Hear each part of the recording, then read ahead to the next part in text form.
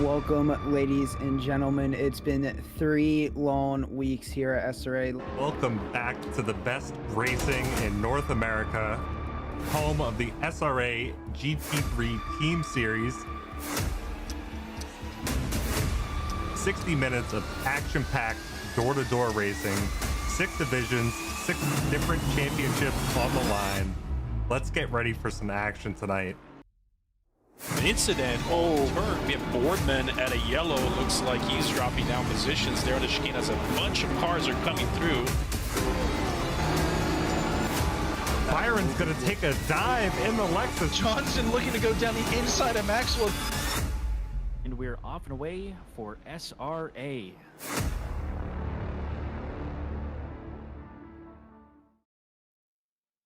Good evening, Sim Racing Alliance. Welcome to week 8 of season 7.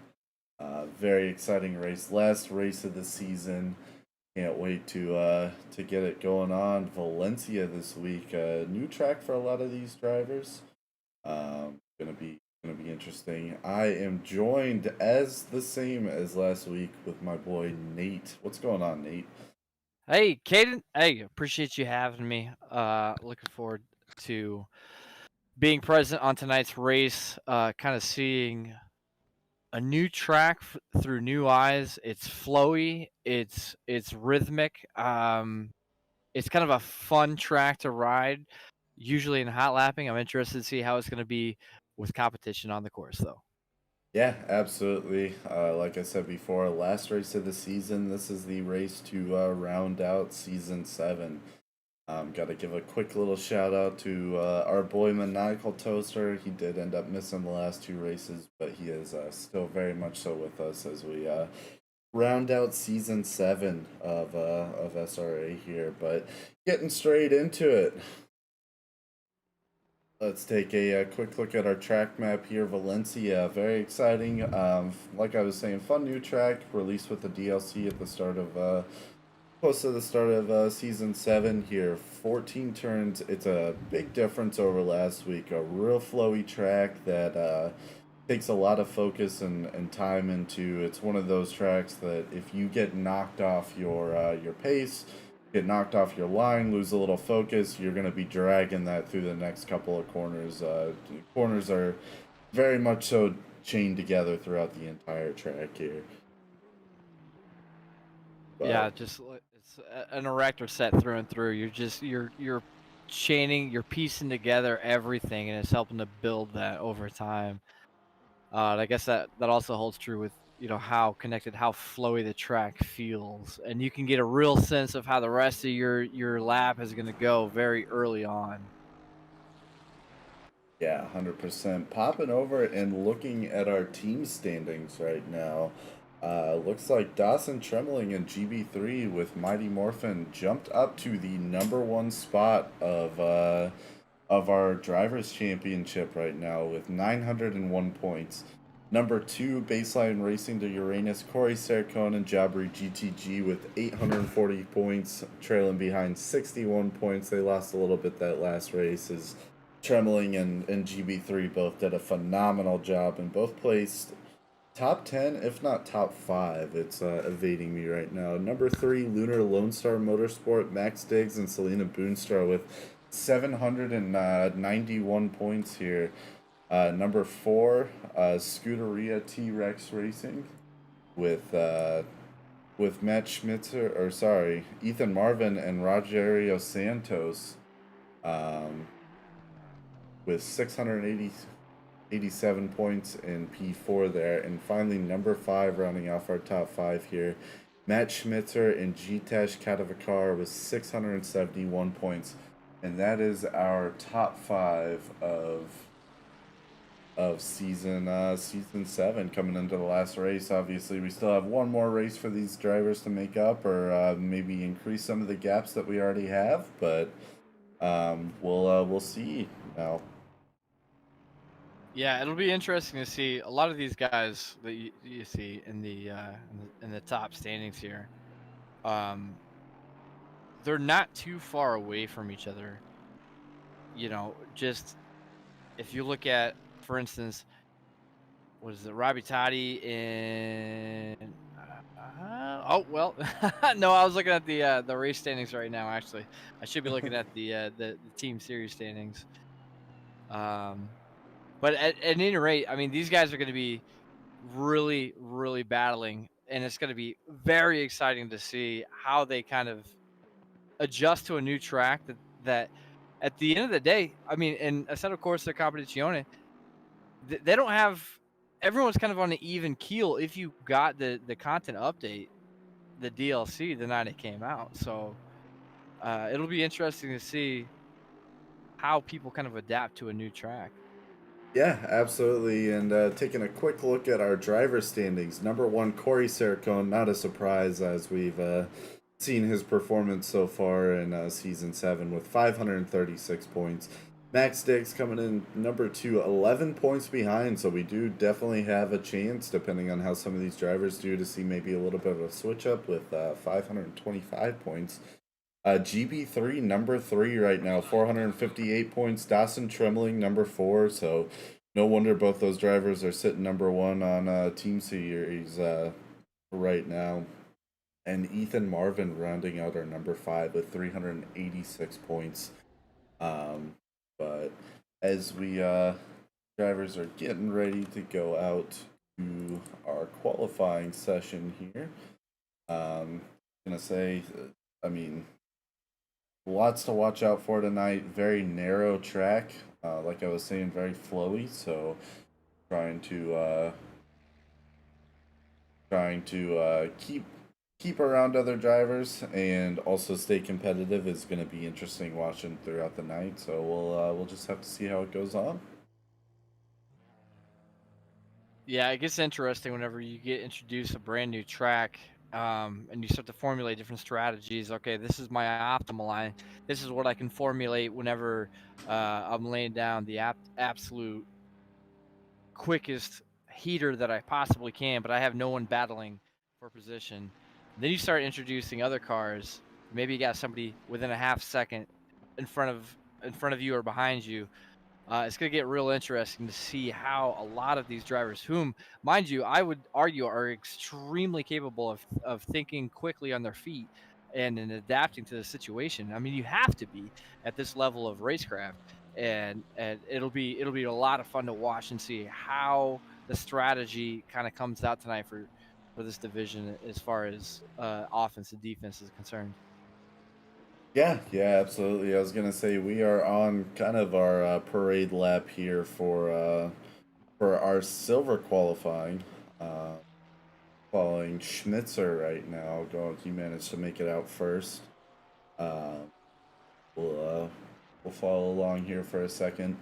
Definitely can't talk about this track without bringing up a lot of the not necessarily complaints, but a lot of people have noticed throughout the week of the very, very specific track limits, especially around turn 2. Turn 2 is the turn to look out for. It is the spot that has possibly the most track cuts, and not even invalidating lap. It will give you a track cut around turn 2 if you go too wide and take out on that corner. Turn 1, it's definitely possible, but a little bit harder.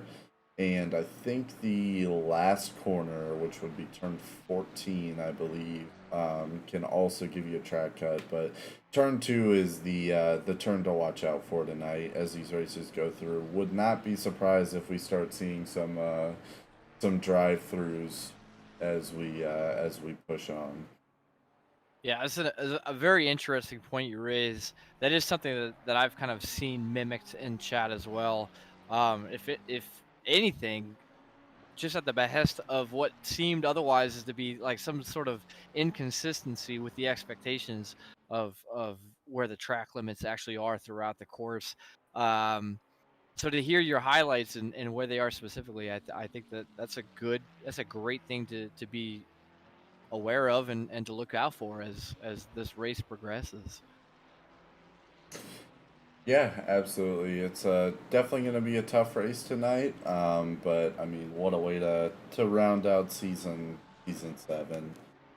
Yeah, coming into a brand new course released just recently with the latest update 1.9. The SRA kind of incorporate that into the mix.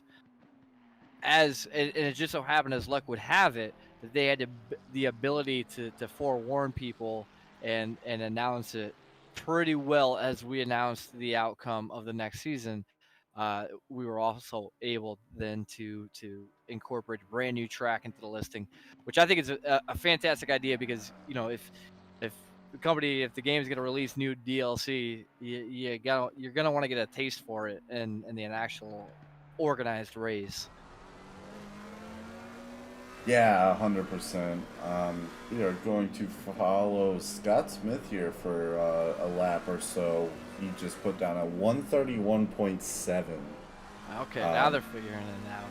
kind of start seeing some of his lines. Obviously, these drivers have very well practiced. Not seeing too many invalid laps so far, which is very impressive with how easy it is to pull something like that in this race. But gonna follow along, see how he does with his lines. There's a lot of late apexing corners, a lot of corners that are, I guess, lack of a better word, deceiving.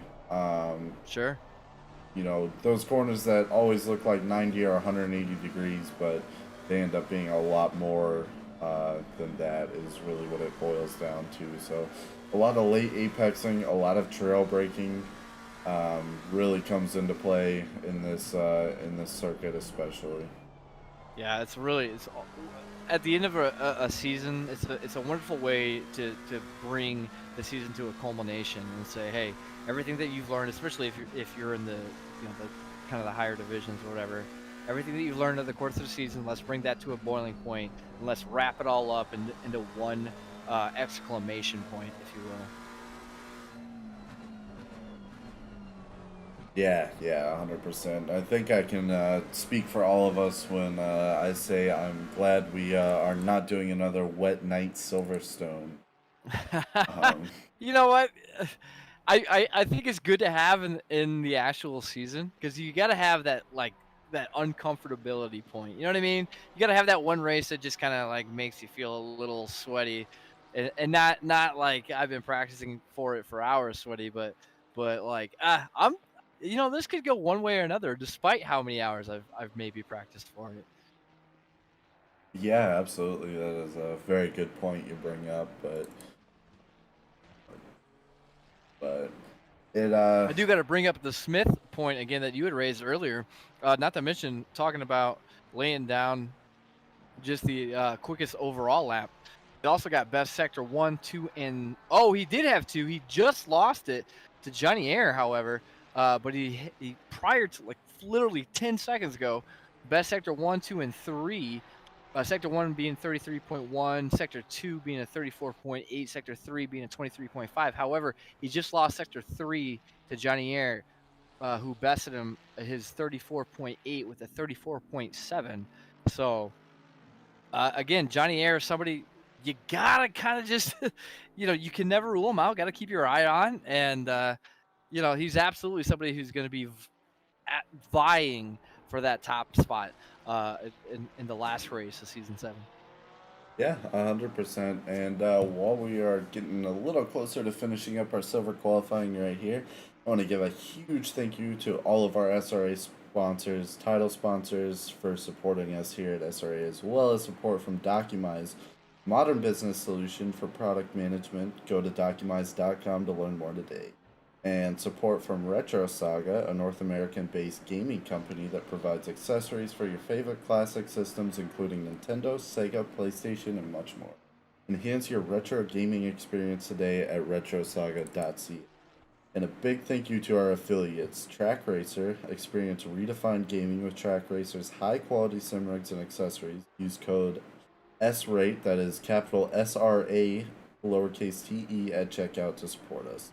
Armamentario, a toolbox for ACC that will enhance your chance to win. Enjoy a fully customizable and enhanced HUD to change the way that you experience ACC.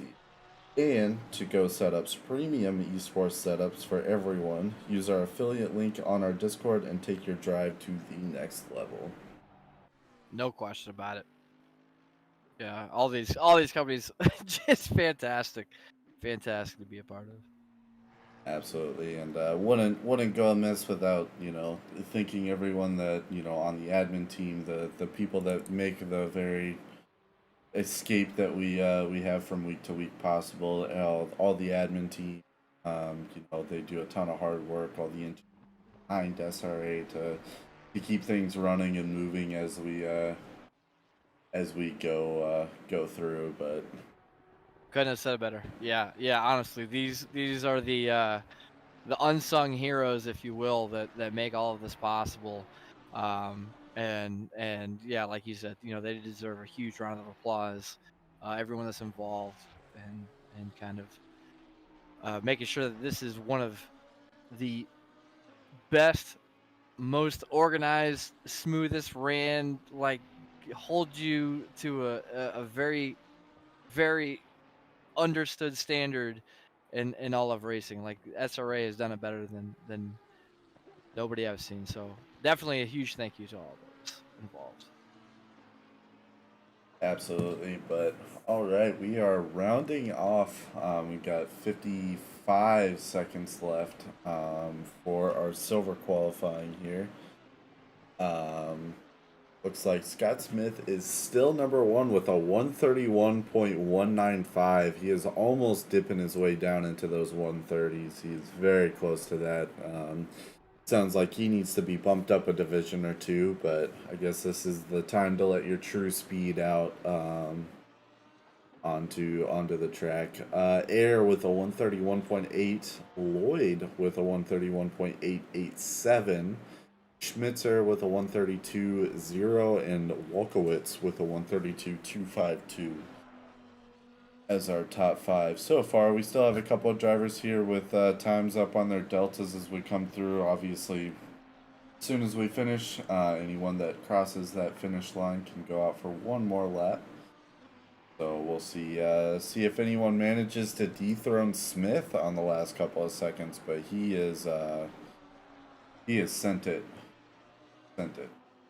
Yeah, you know, when you have about an 0.8 of a second difference heading into the race, that's a pretty, that you got to feel pretty good about that. But at the same time, nothing's sacred, nothing's guaranteed. You know, 0.8 is it's a good cushion, but at the end of the day, it's not going to be something that you can consistently rely on to be the saving grace. Just because we hit that point right now, anything can happen during the race. Yeah, 100%. Definitely something to look out for. You know, it's talked about all the time that our hot lap times are not everything. You got to be able to put that down consistently throughout a race. You know, obviously avoid any situations that may arise as we go through. And it really comes down to racecraft and consistency. But some of these drivers that can just put down blazing fast times and then keep it up and keep it going throughout the race are really the people to watch out for. Yeah, and you're seeing a good portion of those are in the top 10, top 5, obviously. Able to do both things. You know, it's kind of like the 5-tool player in baseball. You got speed, you got power, you got defensive ability, utility, and you get the whole nine. So in racecraft, I feel like it's kind of similar to be able to do all the things, and the mental focus, acuity, predictability, like being able to see if a situation starts to develop in front of you, being able to predict the outcome before it even happens, so that you can get your car in the optimal position to try to avoid it. Hot lap and racing door to door with your competition.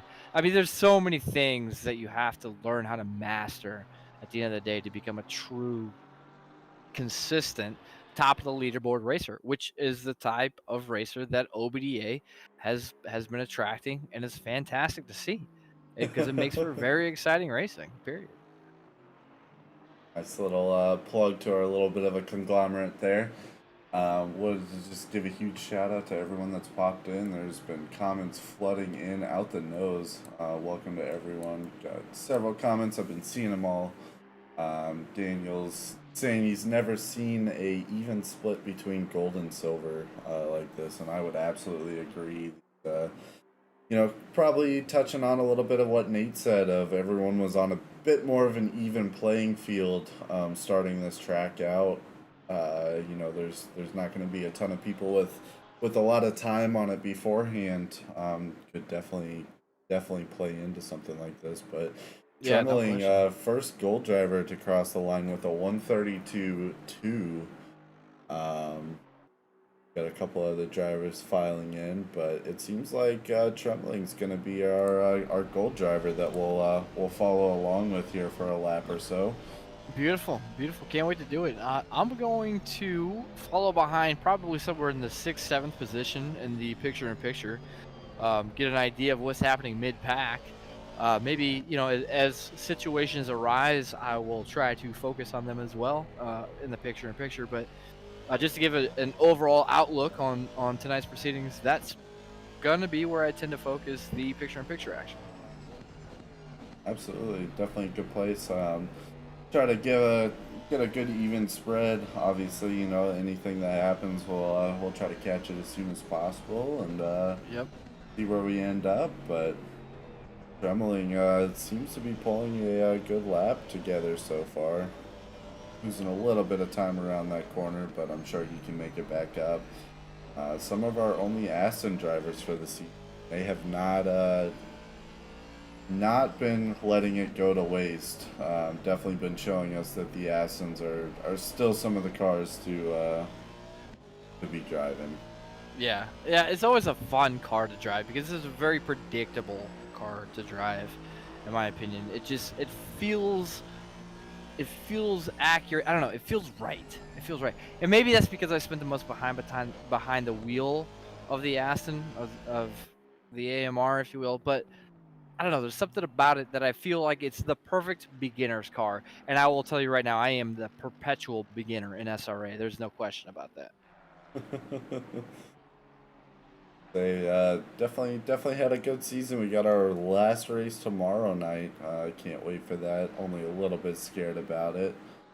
Gonna see how we do and see where we can end up for the season. But following along. Yeah, you got a little pressure on your shoulders there, don't you, Caden?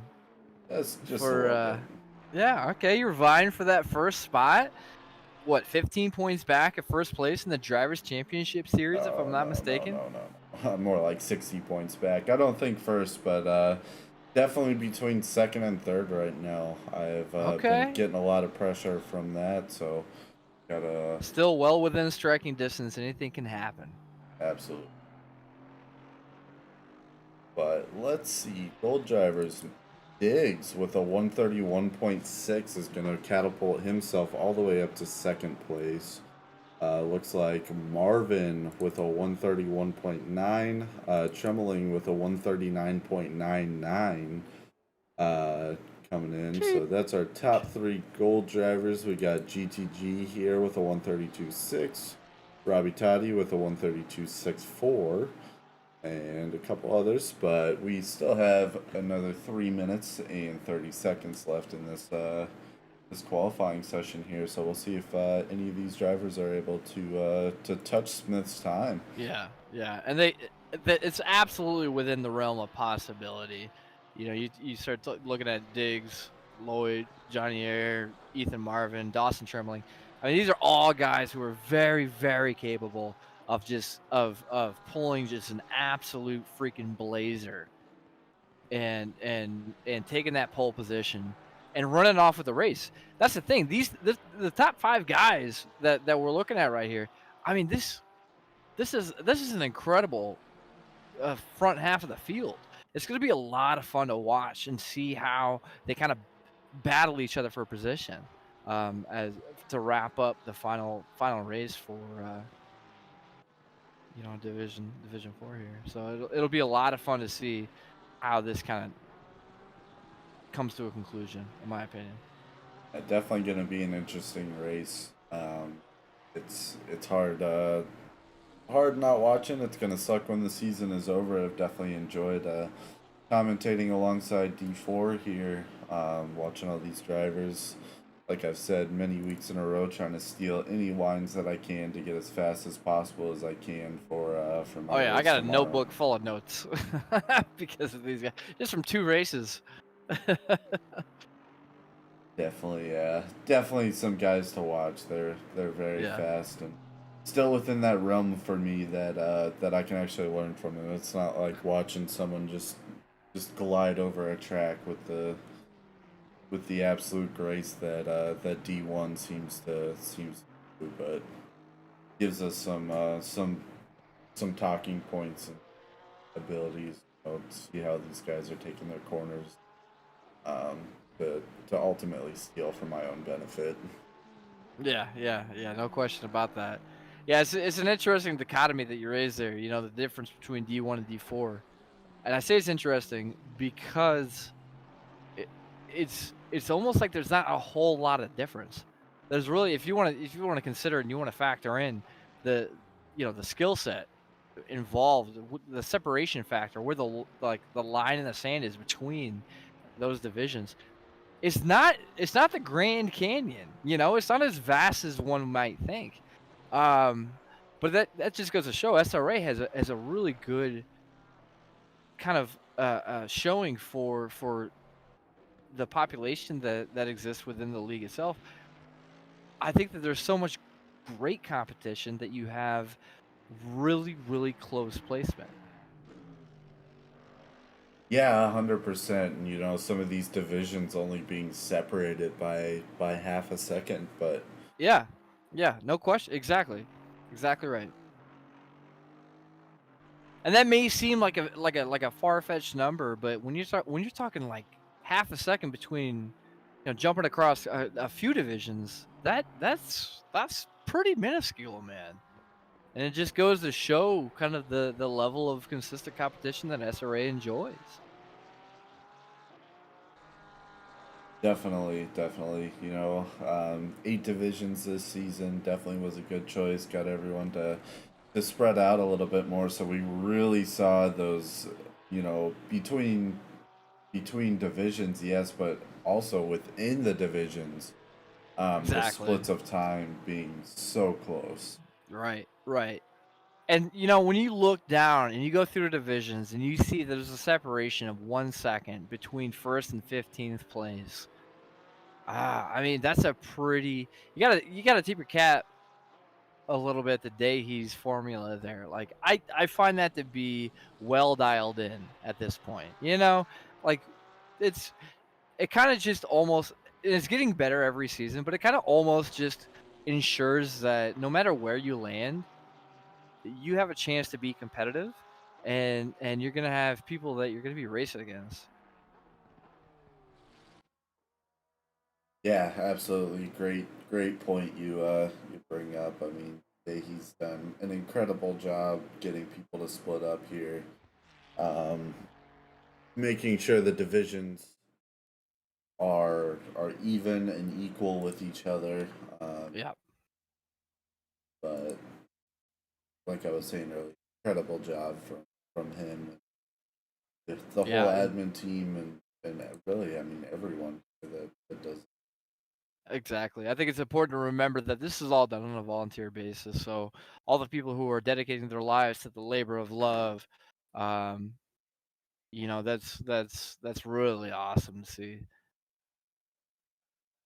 It's just helping flourish a bunch of people with like-minded personalities and similar interests come together in an effort to enjoy each other's company in a well-regulated environment and have a good time doing it. So that's always awesome to be a part of. Yeah, 1,000%.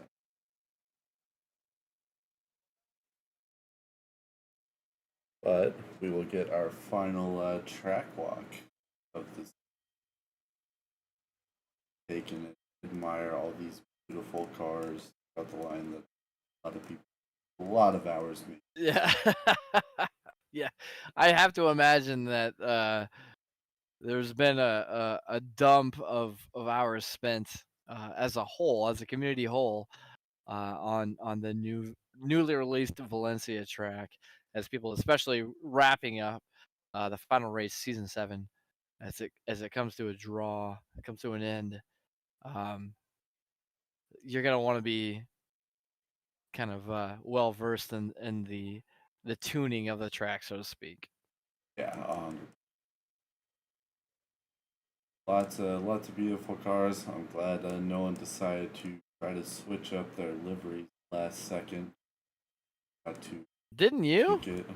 Isn't that something you Allegedly, tomorrow night may have a different livery going. did?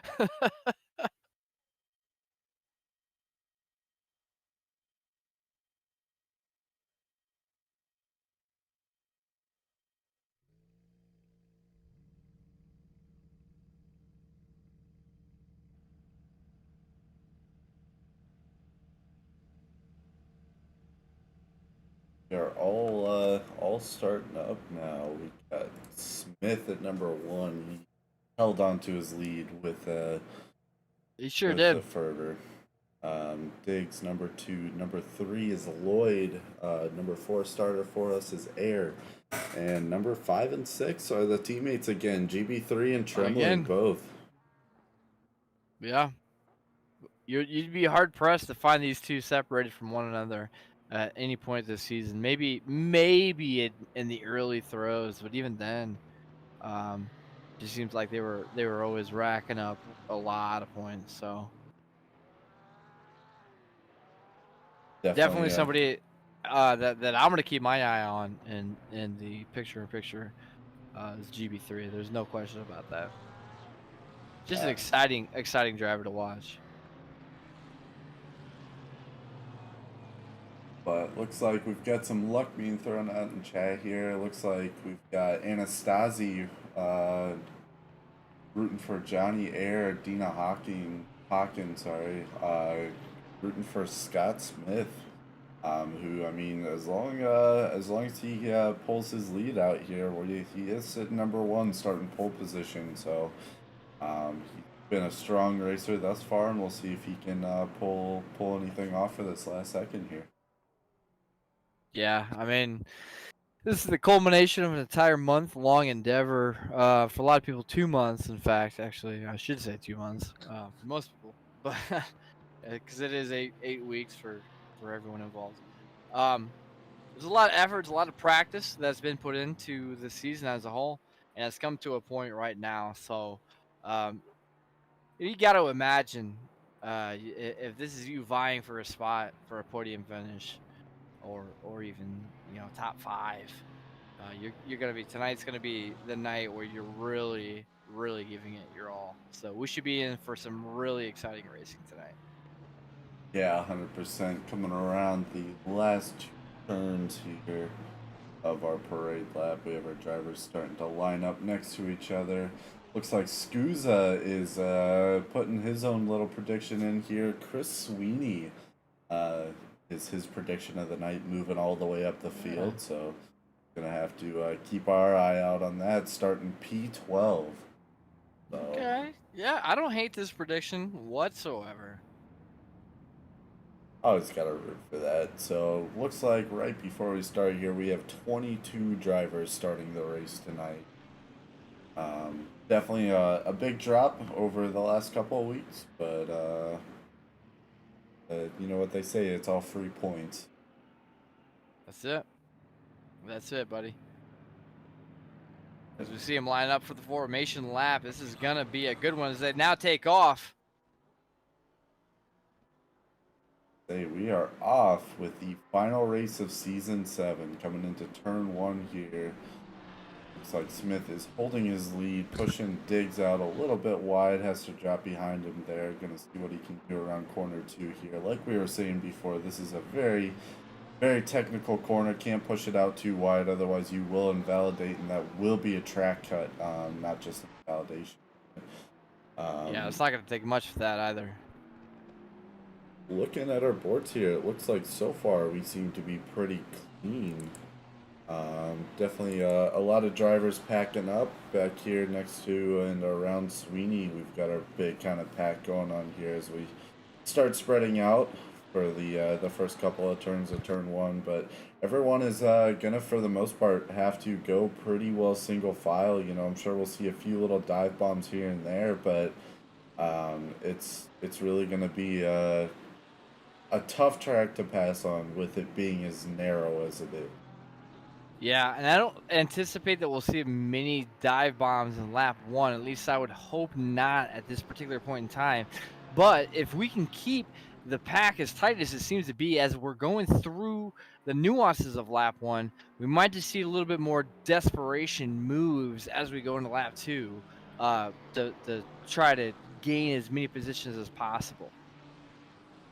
Yeah, absolutely. Lap 1 is always a drive to survive, per se, and as soon as lap 2 hits, that's really when the real racing starts. So, which should be right about now. Yeah, have our first couple of drivers passing over the line. It looks like just about everyone has passed over now. Haven't seen any massive position changes as of yet, I don't believe. It looks like GB3 may have made up a position or two here. Yep, Going GTG through. in your picture-in-picture, he did make up a position as well, going from, I believe, 8th to 7th, if I'm not mistaken, as he slowly works his way back up towards the pack. Yeah, it looks like Smith is building himself a nice little early lead here. He's got a 1.8 second lead on Diggs as of right now. Definitely a real early lead from him. We'll see if we can hold it together as we keep going. But looks like Trembling has dropped back to 9th place. Doesn't seem like he had the best of starts there.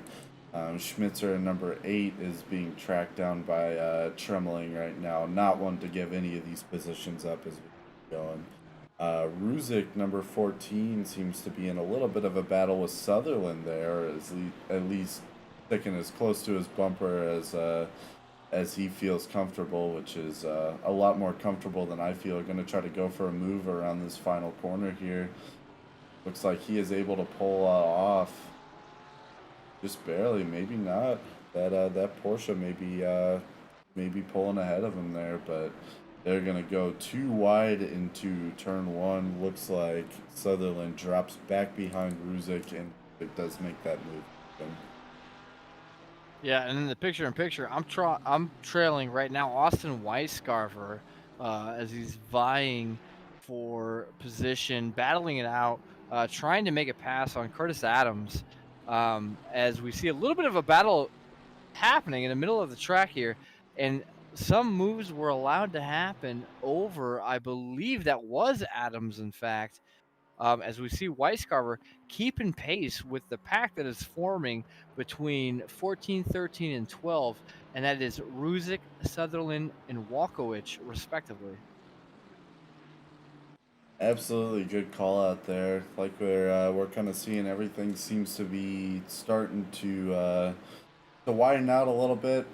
We've got definitely sort of a train going on. It looks like Smith is still pulling ahead with a 2.4 second lead now, so he is Forming just gonna a little gap there.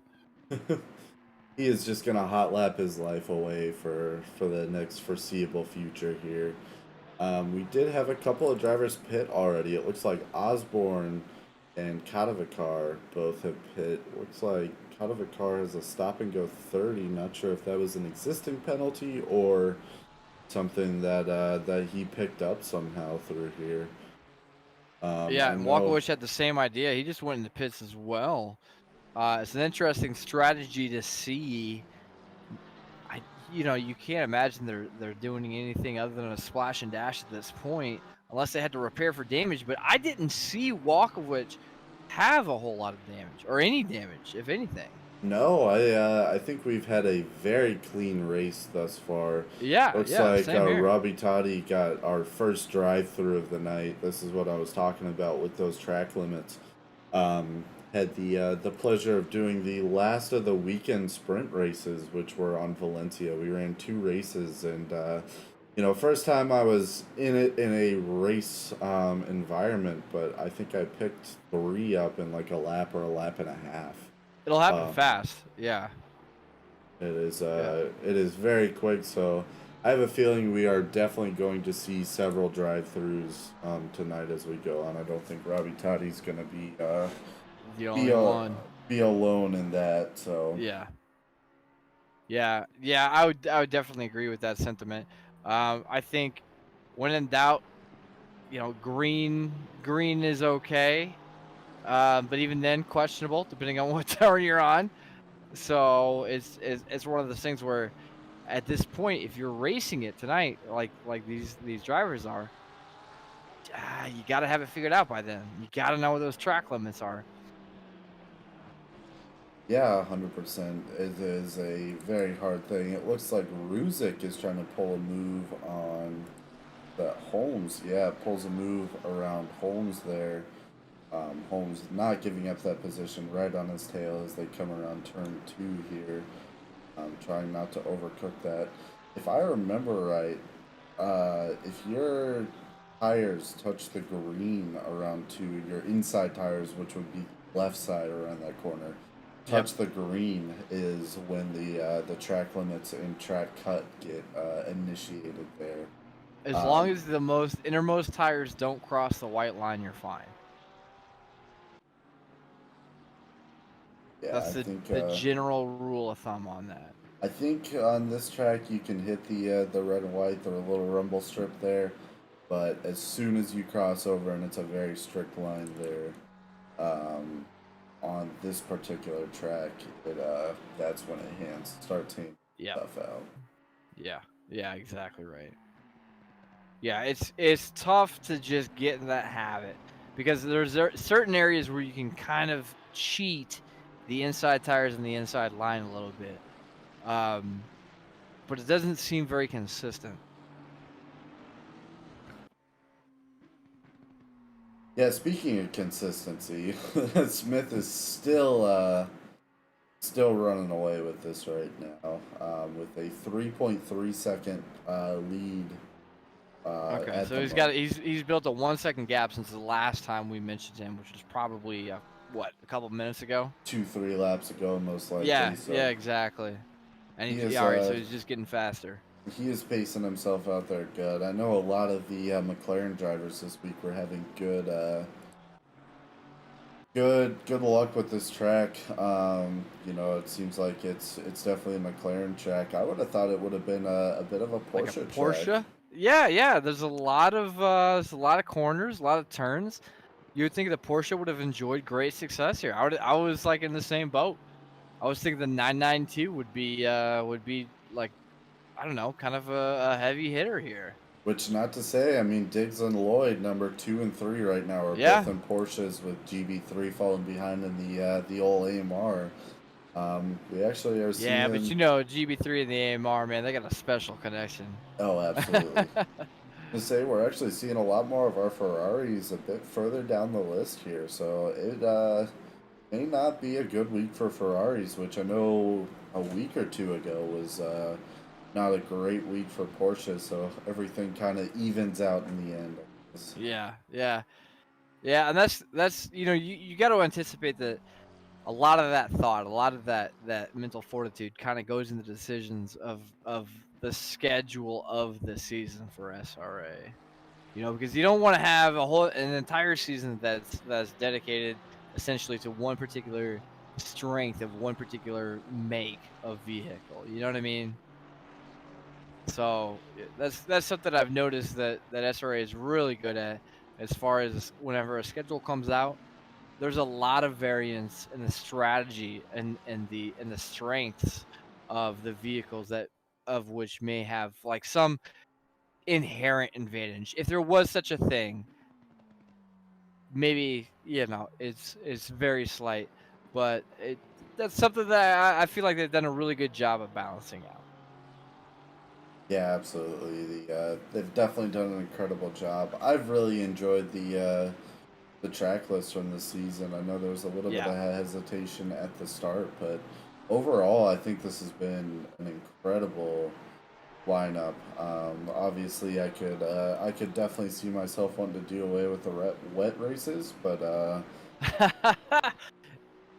honestly, as much as I hate them, I seem to do decent in them. I may have just that little bit of an edge when it comes to driving style. I don't have to adapt as much to the rain, which can definitely help a lot. Yeah, you know, I appreciate that taking your average competitor, take them, you know, slightly out of their comfort zone and challenging their belief system or what it is they're ever accustomed to. I don't know. I like that. Yeah, I think at the end of the day, you know, I can see why wet races are there, but man, do I hate practicing for them? Yeah, it could definitely is a chore. I can see that. As we take a closer look in the picture. Oh no, sorry. Go ahead. I was gonna say we were up to a 4.5 second lead now, for P1 Scott Smith to Diggs there. just continuously digging that distance. Say a reminder too, Smith is a silver driver, so he is not technically racing Diggs here, who is a gold split right now, so he is just running away with this race. Yeah, and that's really impressive to watch. You know, somebody who's got that craft, that style down, especially considering, like we briefly mentioned and touched upon earlier, when the track was released for the same time for everybody. I guess you could make an argument that the same holds true about every track. But you gotta factor in the people who are racing in this division tonight. They've pretty well all been here since, you know, the beginning of the season. So that track came out since then. So we've all had the same amount of time to get accustomed with it. So it's interesting to see who has actually gotten really comfortable with it. Yeah, 100%. Looks like we have 5 drivers as of right now that have pit already. That seems to be our little bit of an early pit strategy that it seems like after GB3 mentioned it, it was during the last wet race, I want to say, that we had. He pit early and ended up having big success from it. We've been noticing some more drivers maybe pitting a little bit earlier, getting that clean air that they can just go and kind of lap around and focus on driving as opposed to battling other drivers. Yeah, and it's an interesting point you raise. And so it's something that makes me wonder, if everyone starts doing it at the same time, though, is there an inherent advantage of doing it? I don't think there would be, but we still seem to be splitting up well enough that that those more, back in the pack right now have a decent gap to be able to race. It looks like we do have not necessarily a battle, but a little bit of a train forming here with Jess Osborne and Walkowitz are kind of in front and behind each other, and they are kind of trailing behind Trembling, but it looks like Trembling may be increasing that gap as we keep going here.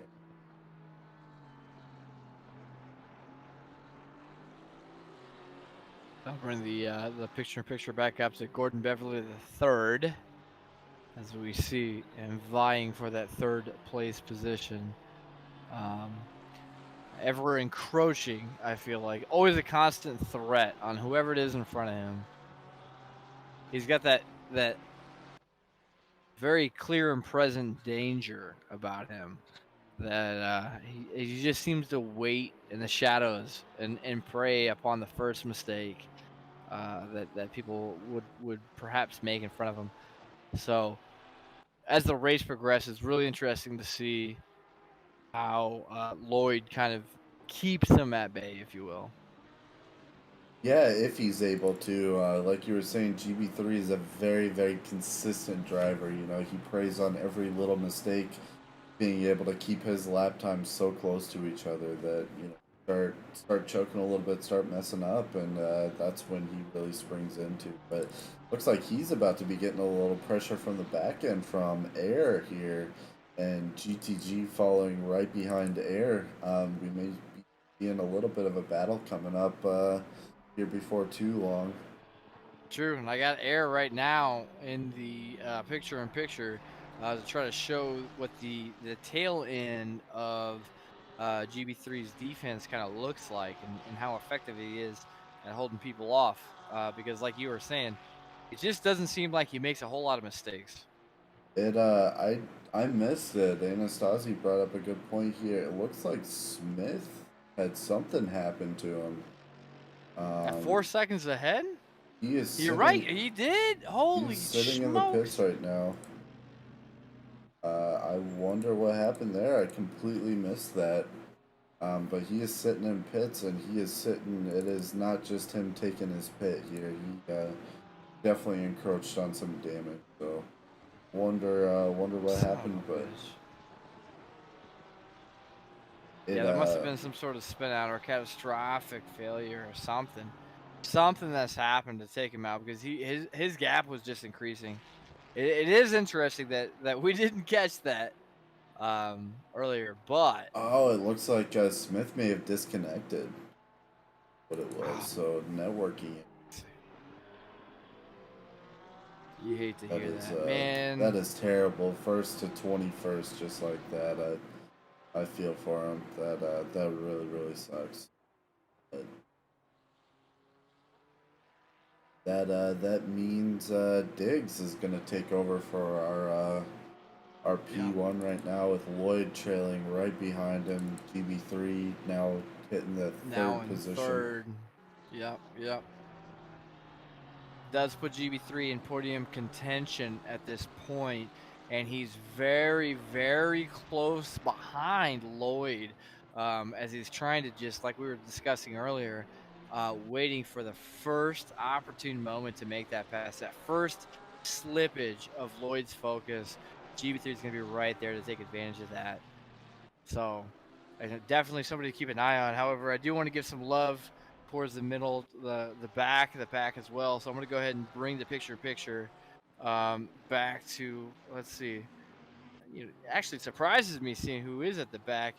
Let's go ahead and bring it to Picard, the fearless leader of OBDA. No bias here, but I want to say that's the best AM conglomerate in SRA. As he's starting to make his way towards Ethan Marvin. And Ethan Marvin, this is a guy that you expect to see at the front of the pack on a bad night. So realistically, surprising to see him as far back as he is. I could say the same about Jean-Luc Picard as well. But there's a lot of race left. I could see these guys clawing their way back towards the front end. Yeah, absolutely. Speaking of OBDA, checking on Curtis Adams, it looks like he's in a little bit of a locked battle here with Sutherland right now. Curtis is right on top of Sutherland, not wanting to give up any bit of space. And it looks like Holmes kind of slotted his way back in there too. So we've got a three driver chain going into it right now. Yeah, I'll go ahead and put the picture-in-picture on Curtis Adams as we watch him try to vie for that position as well. It's a fun battle to witness because they are so close into position as they're kind of going through the corners. And really all it takes is just one slip of a breaking point. And Curtis has 2 positions gained just like that. Looks like Ruzick spinning out and going into the dirt around. Would that be turn 2 there? Turn 2 or 3 right there. That's unfortunate.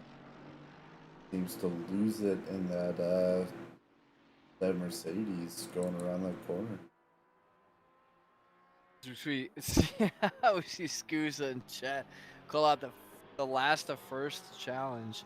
We go ahead and bring Smith back in, check in on him in the picture-in-picture. Well, it's not optimal, but if there's anybody that you could never rule out to be able to pull off a maneuver like that, yeah, it's Smith. There's no question about it.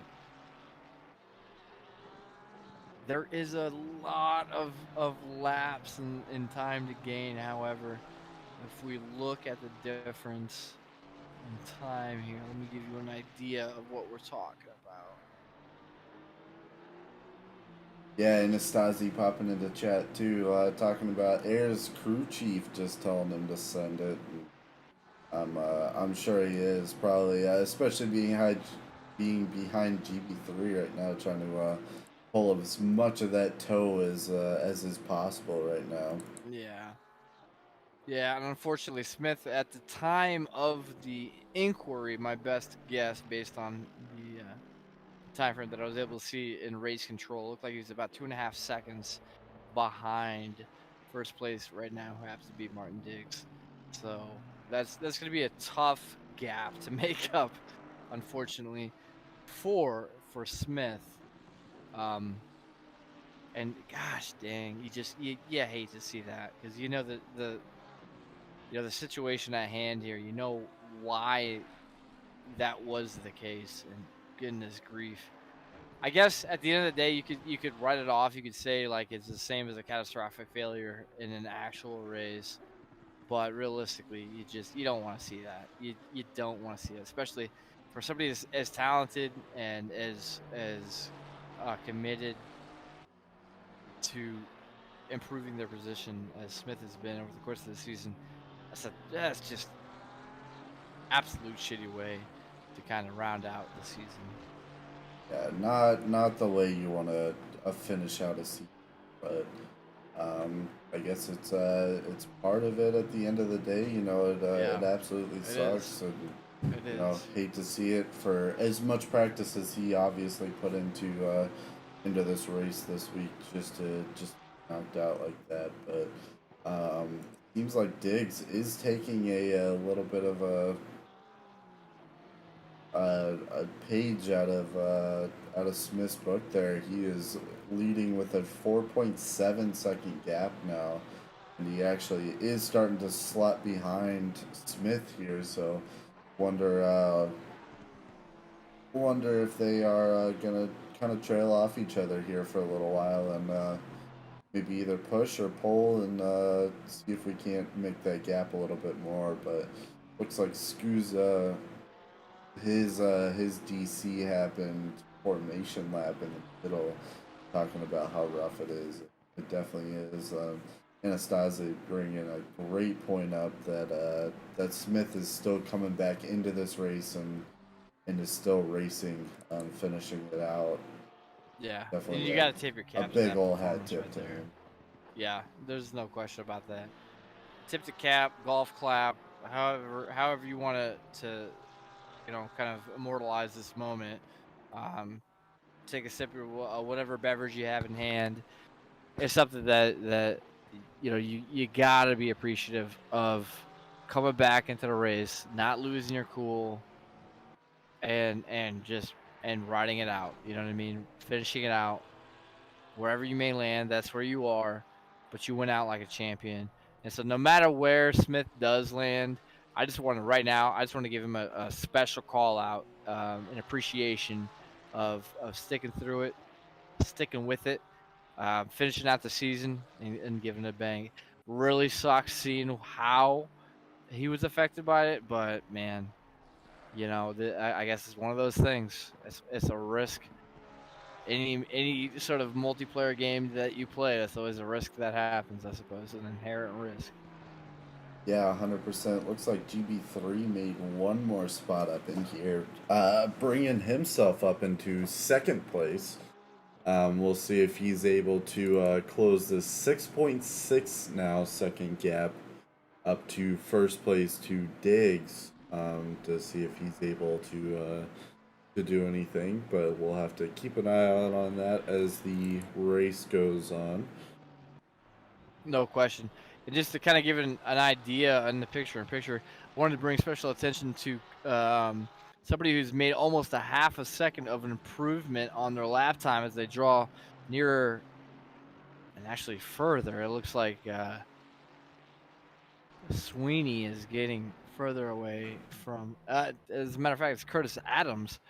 Curtis Adams was almost like damn near. He was at 0.4 of a second up on his lap time, making almost a half a second improvement, keeping up with the pack ahead of him.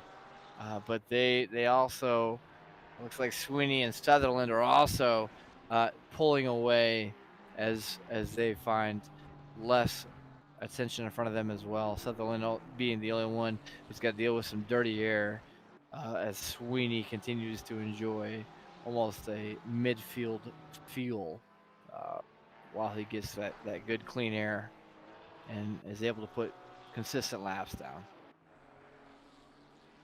Yeah, 100%. They just kind of bouncing around the track here. We seem to be pretty clean so far. We've seen a couple of spins. I have not seen anyone any crashes as of yet. It seems like it's just a few spins here and there. So overall, very clean racing tonight from D4. Hats off to everyone that is making that happen. We all know it is not always easy to race cleanly. Yeah, despite your best efforts, there's always going to be racing incidents that occur. So it's always fun to see how people's kind of, I don't know,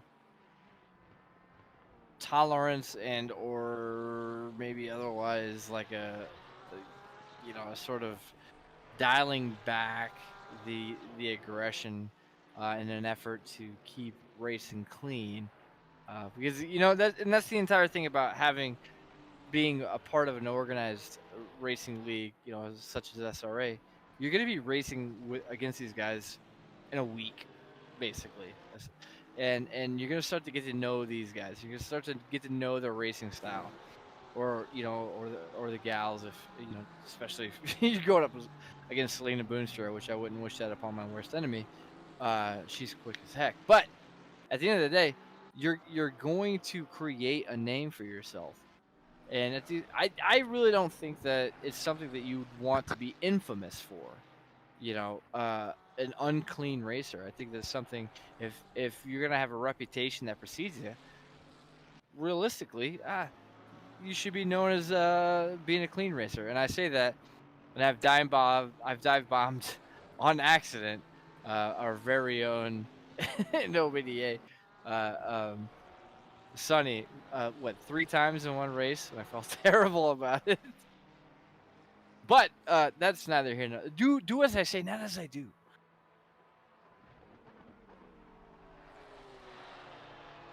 Yeah, 100%. Looks like, I mean, Diggs is still running away with that lead with a 6.6 second lap, or 6.6 seconds ahead of GB3 right now. Can't help but to notice that that gap is not going up as fast as it was before as soon as GB3 gets into that second place position, so...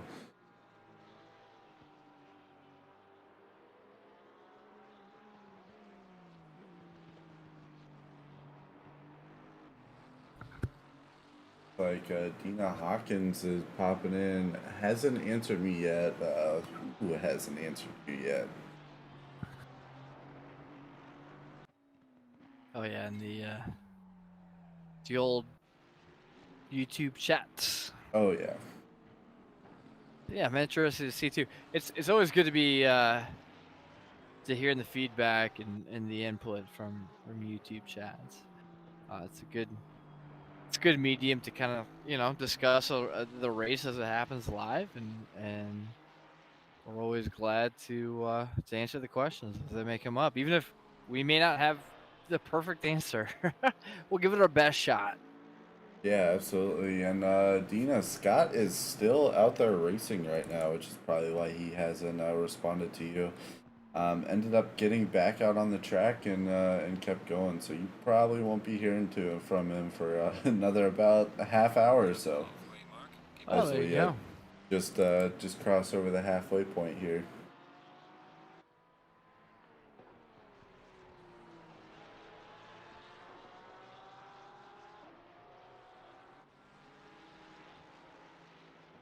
Like we may have just missed a pass here with GTG and Air battling for third and fourth there.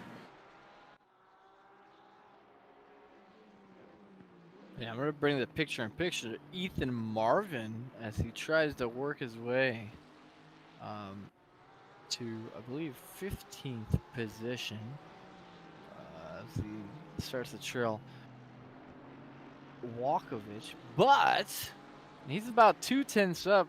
Ethan Marvin is on his previous lap time. Volkovich is actually losing time a bit, and he's actually about 4/10 down. So there may be some sort of gain between Ethan Marvin on P16 and P15.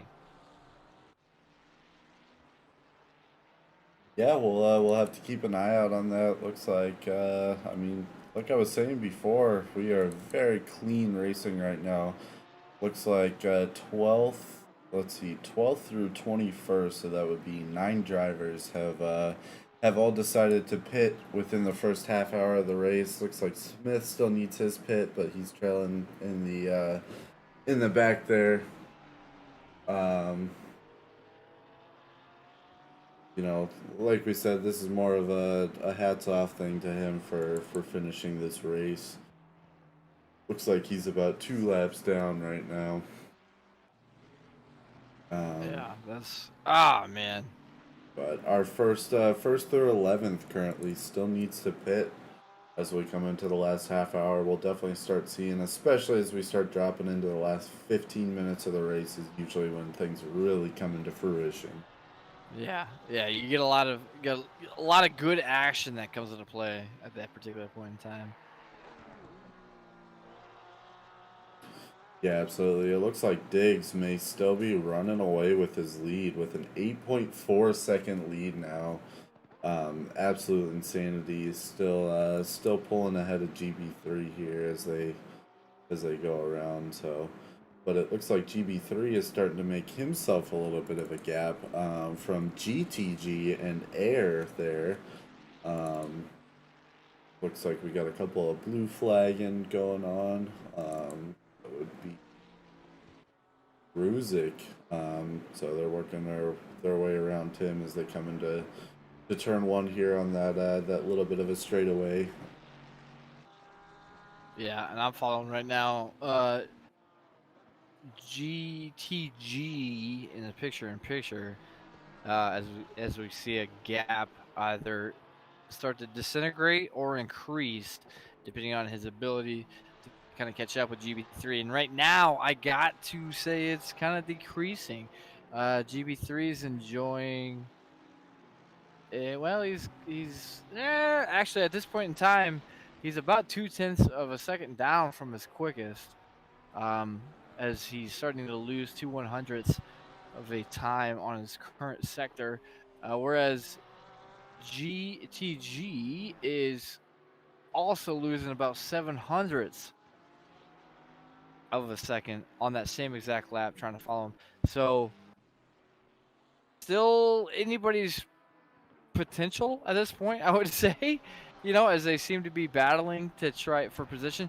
And I think a move is about to be made here as GTG tries to go around the inside of Gordon Beverly III. So it'll be interesting to see how this kind of plays out. And he does. He makes a successful pass. Now, the question becomes, can he hold GB3 off? And not to mention, Johnny Air is right behind him. He's just waiting for his spot to strike as well. Say, I hate to correct you there, but that was not GB3. GB3 is about 4 seconds ahead of those other drivers right now. I want to say that was a blue flag. That's my fault. That's a Ferrari right there. Yeah. Yeah. That was Still GTG, Schmitzer, and Lloyd. I was one driver behind. You're absolutely right. Still an impressive pass nonetheless. But. Yeah. Or Johnny Air, GTG, and Schmitzer, I should say. Goodness gracious. I'll figure this out at some point. Hey, what better time to do that than the last race? But it looks like Barker has our second drive-through, at least that I've seen of the night here. Definitely very, very easy to do on the track, like we were talking about before. Yeah.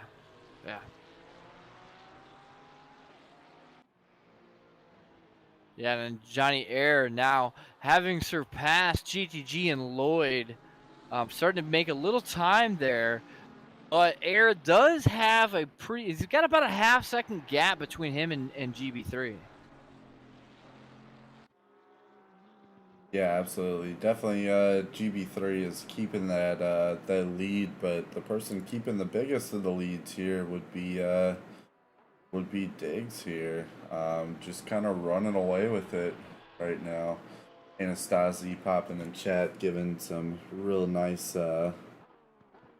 heartwarming words to you, Nate. He's such a sweetheart. I love Matt. I gotta say, he's he's a pleasure to watch on the track, and he's always a pleasure to interact with off the track. Much love right back at you, Matt. The reason that we're in SRA. That's it, baby. That's it right there. But yeah, Diggs just kind of running away with the lead right now. 7.6 seconds ahead of GB3 now. UB3 is definitely in his own little world as well, running about 4 seconds, it looks like, behind, ahead of Air here, who is trailing behind in third. I'm trying to pull anything that he possibly can here. Looks like we have a couple other drivers that may be pitting. It looks like Sweeney did his pit.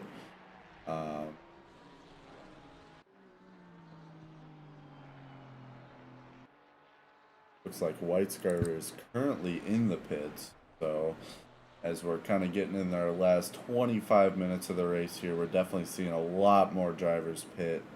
So that would be 10 or 11 drivers now that have pitted.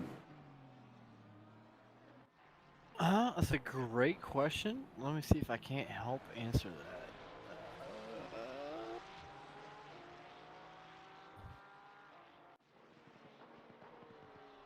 But it really seems like most of these drivers have kind of started kind of fanning out from each other as we keep going.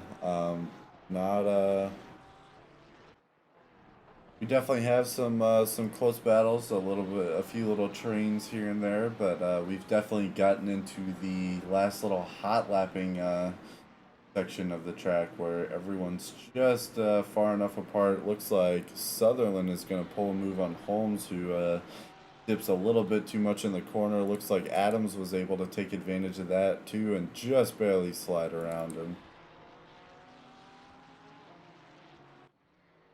Yeah, you gotta tip your cap to Adams. Sorry, right now. not He's been Holmes. I consistently believe waking that was his a weight. blue flag. That's my bad. But they both slide right past him. Couldn't quite see that driver there. See, I'm gonna bring the picture back to a bonnet view as we get a closer look right now at Curtis Adams, right on the tail of Sutherland. Again, just trying to kind of battle back and forth, make up any time that's possible. There's not a whole lot of difference between Sutherland and Adams, as we see Sutherland starting to lose time on his best sector, and Curtis Adams actually making up some time right here. It'll be close to see if Curtis can actually make it past. It's going to come down to a corner, I feel like, which, you know, tends to happen unless he can get a good draft going. But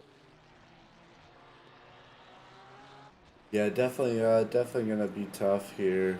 A lot of building battles going on right now. yeah. It's like It's Walkowitz at is this out point, in the it's dirt. a battle of patience. You know, you gotta wait for your moment. But that also implies you gotta be consistent enough to stay in the the battle, if you will, to have the opportunity to get that moment. Yeah, absolutely. It all really comes down and boils down to consistency at the end of the day. It's Yeah. very, very tough to stay up and stay going, but if you can, you're definitely going to reap a lot of rewards from that type of stuff, you know, Yeah. being able Yeah, to there's stay no on question it. about Just that. like we're seeing from P1 and P2, both drivers being extremely consistent right now and running away from other drivers is really what it comes down to. Yeah, I'm gonna keep my eye on Curtis Adams for a little bit. It seems like Sutherland, I mean, he's driving his ass off. There's no doubt about that. But I don't know if that's sustainable just from a tire wear standpoint. And it seems like Adams is being a little bit more patient and kind of allowing, if you will, that sort of wear and tear to be on his direct competition. So I'm going to see if this kind of transgresses it, like in the next lap or two, into something a little bit more able that Adams is able to capitalize on. Yeah, great point. Definitely comes down to race strategy in a lot of this. Backing off when you need to, and maybe pushing a little bit when you can. But Yeah, you know you got to do this for an hour, man. It's a long time. exactly. A lot can go down, a lot can happen within an hour. It's always tough saying what can actually happen, and I'm sure some of these drivers are the same way too. So you kind of pick your strategy, you stick with it, and you hope that it's the right one going through the race. Yeah. Yeah, and there is an interesting strategy there too, and your ability to adapt, on the fly. And that's something that I've always struggled with, is my ability to adapt. I don't think I do a very good job of that. I think I'm kind of static. Like I'll go into a race with one mindset, like one strategy in my head, and I don't tend to deviate too much from it despite what the action unfolding around me may be. And I feel like having such a just a flat-faced response to the grid is a detriment rather than being able to adjust on the fly. Well, that's why you think about a lot of the professional racers. They got a whole team of people making these decisions on the fly for them, and they're just telling them what to do. But if you're like you're doing simulation racing, you're kind of doing all that on your own on the fly. Not trying to like make an excuse for myself or any stretch, but I mean it sounded nice, I guess.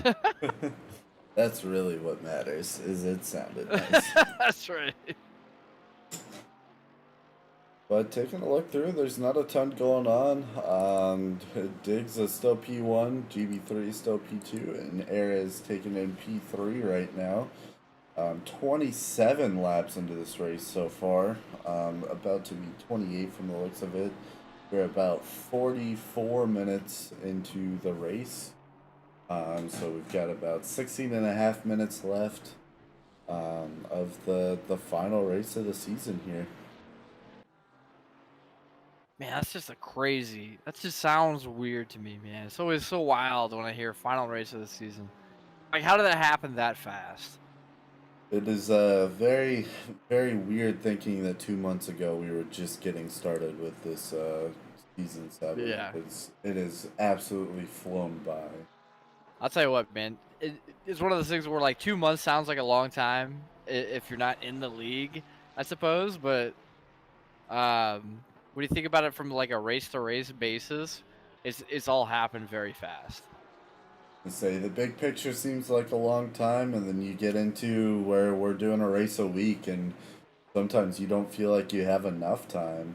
Yeah, exactly. Like a week, that's it to prepare for the next race? I don't know, man. It might be enough, probably not.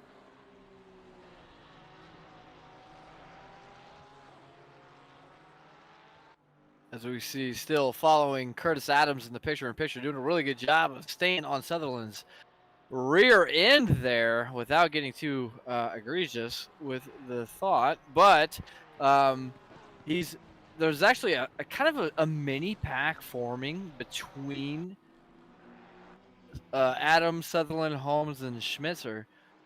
They're by the end of the race, there might be a significant change of position between those four positions right there. So, we might see Adams in what, 5th place, 6th place? We might see 5th or 6th place in 10th or 11th place. You never really know, and that's kind of like the exciting thing, because right now we're just watching very consistent battle occur between those positions. As we see, I think it was Schmitzer go into the pits, and so now Sutherland and Adams enjoy a nice gain of position right there. Yeah, it looks like Trembling is totally in the grass. We will actually go back and take a look and see what happened with that. Definitely not. We'll probably see some of our dangerous things here. This is one of those tracks that you get off on one quarter, you may start sliding, and just switching back and forth is super dangerous throughout. But it looks like he slammed the sausage going into the second to last corner and backs it into the dirt. Gotcha. Yeah, and the thing, that's one of the only sausages on the entire course, if you even want to call it that. Valencia, from what I've seen and experienced, this is a course, not to claim that it's egregiously different from, and a principal statement. Oh, as we watch, and he regains control. Sutherland loses the rear end around, what is that, corner 5, but then just gains control enough in time to keep himself well in defensive position in front of Curtis Adams. And I got to tip my cap to Sutherland, able to kind of just regain control as he goes off into the pit lane, giving Adams the opportunity to take that position back. So we'll see how that strategy progresses. But Sutherland did a fantastic job losing control of the back end. That's not what he did a great job of, but how he managed to regain control, keep himself in contention, and keep Curtis Adams behind him. Yeah, absolutely. It's always an incredible feeling when you manage to pull something like that off. Losing the back end of a car in this game definitely is not as easy. Gonna follow along with Adams, and who is right behind him there? Like, All right, I'm going to bring the picture to Ethan Marvin, as Ethan Marvin is right behind the tailpipe of Holmes and trying to make a pass on him as they both go by the pit exit and see a competitor try to come out and join them on the lap. Now Ethan Marvin doing a fantastic job of also keeping up with Holmes as he makes a move, gets right on the tailpipe, has to back off at the last second just to give him enough time to prevent a wreck from happening. And that's something that you like to see, a little bit of discipline as Ethan Marvin takes the inside, trying to go around who is that at the point? Holmes here. And Holmes goes back on the outside, puts Ethan Marvin back behind him, and we're seeing a little battle develop between 10th and 11th place, respectively, between Holmes and Marvin as they try to vie for control of that mid-pack. And Ethan Marvin trying to go around the outside, just poking his nose in anywhere he can, saying, hey, listen, I'm here. Next move you mistake, I'm going to be there to capitalize on it. Yeah, definitely not leaving any breathing room for any sort of mistakes coming from him. It is definitely some really fun racing to watch as they're coming around that last corner there, going through down that straight. That straight is definitely one that you can make or lose a lot of time going through too. Yes. Yeah, no question about that.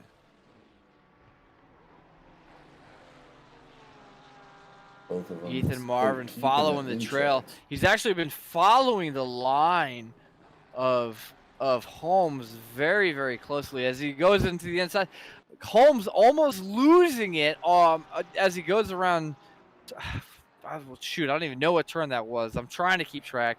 I'm not super familiar with Valencia, but Holmes doing a fantastic job of regaining control, keeping Ethan Marvin behind him. And you got to say Ethan Marvin is somebody who's going to put that pressure on you. Ethan Marvin trying to take the inside and Holmes right now, and this might actually pay off as the next corner comes around. It's going to be an inside corner next to the hairpin going in, and Ethan Marvin does take the position away from Holmes, goes to the outside, goes back to the inside through the chicane, and now he's got it. He's making headway, and he goes from 11th to 10th in what was otherwise a very, very hard-fought battle for Ethan Marvin. Yeah, that was a real good little battle that we watched there. Amazing job from Marvin there. He found his gap and snuck right through it incredibly. He always pulls something off, doesn't he? I swear Ethan never fails to disappoint. He's always got some fantastic sort of overtake or otherwise opportunistic move that I found him make on pretty well any race that we get the pleasure of watching him participate in.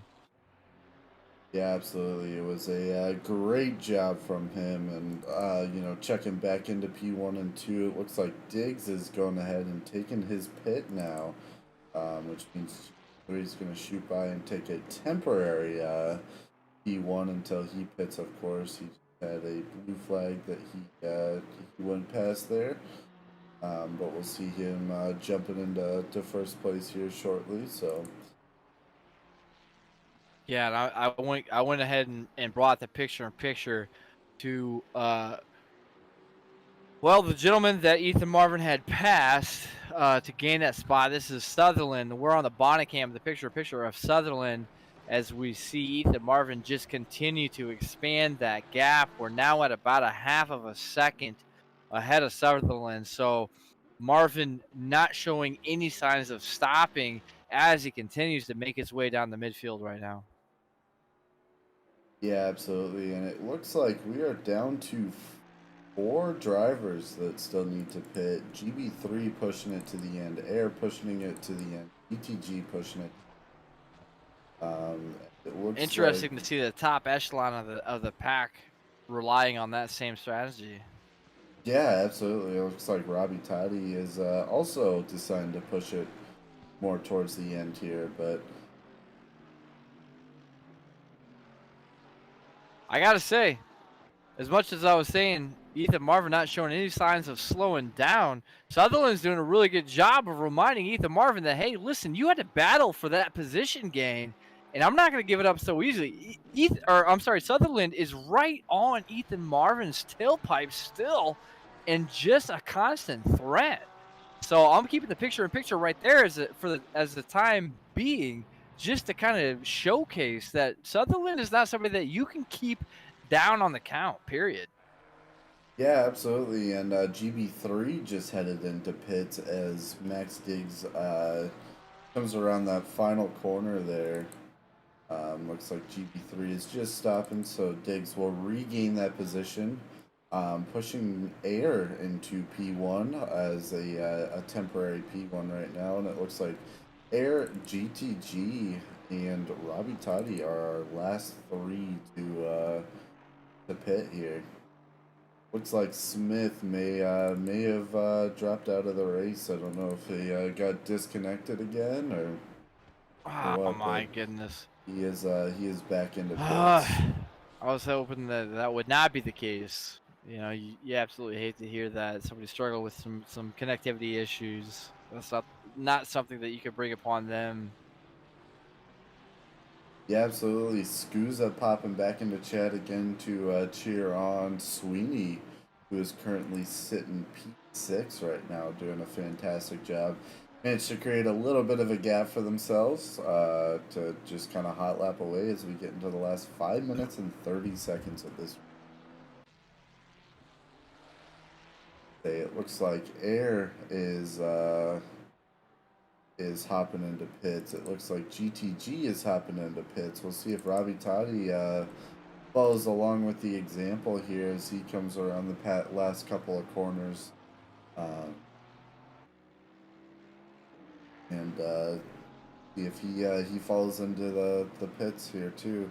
Technically could make it probably one more lap around the track, but I don't think you really want to push it that far.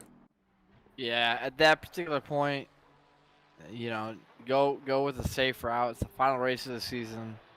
But at the same time, on the same flip side of that token, I don't know. Maybe you push your luck. You know, try to eke out every advantage that you can. Yeah, it looks like he did not. He is gonna pop into pits for the last. It looks like Marvin just managed to get himself a drive-through. That is very unfortunate in the last little bit of the. Son of a bee sting. You know, I'm honestly surprised we haven't seen more drive-throughs in tonight's race than what we've actually seen. You know, I think it goes to show kind of the discipline and the practice that these racers have put into this course as it became new and you know, a known destination on the old track map or race schedule. It's good to see that people have kind of put in the time. And so I that said, I don't think it's very surprising though to see also drive-through penalties for track limits because they can seem at times very, very inconsistent.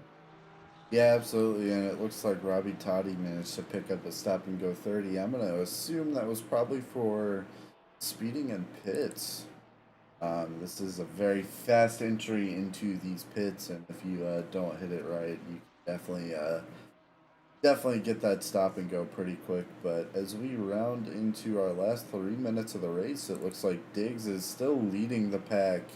GB3 number 2 and Air number 3 is our top 3. We've got GTG number 4 and Sweeney number 5. So it looks like he jumped up one more position from when we checked in, probably during that last little bit of pitting there.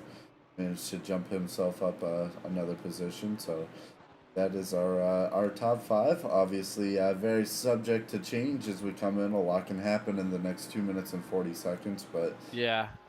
This is kind of where you expect those moves to happen. In fact, if somebody's been holding off on making an aggressive move, this is probably where we're going to see it happen. As I keep the picture-in-picture currently, right now on Ethan Marvin in position, I want to say 9, if I'm not mistaken. Doing a good job of staying in contention for 8 and 7. But still has a lot of distance to make and very limited time to do it. yeah, it looks like White Scarver picked up a drive through there. Looks like we're getting a little bit more aggressive in the last little bit, maybe picking up a couple of those track cuts. So we have 3 drivers right now with contentions for drive-throughs and stop and goes right now that have to serve in the next very soon, actually, to be able to finish it up. But I think that brings the total to 5 or 6 that I've seen this race. So definitely a very heightened amount over what we have been seeing in the past. Especially in D4, usually these guys are very, very clean throughout. It looks like Marvin just got disqualified. No. My goodness, Right I at the was end following of the him and he race. got an instant teleportation back to pits. That can only lead me to one conclusion. And Yeah, that and would be a Nastasi bringing DQ. up a good point that these guys' tires have to be toast at this point as we come into the last. Oh, they're on butter. When They're on you're butter. racing this hard on a track like this, it is definitely tough. But looks like yeah, unfortunately that's gonna be a DQ on that side. Looks like Robbie Toddy got disqualified as well.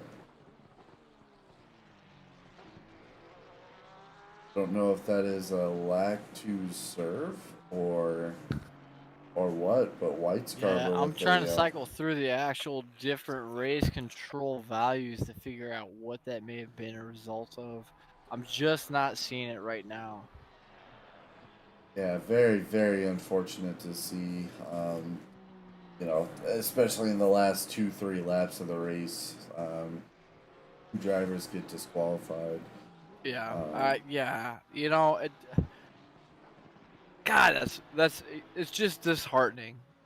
It's disheartening, especially like keep in mind Smith right tonight, absolute putting down freaking heaters consistently, and had to get taken out via disconnection.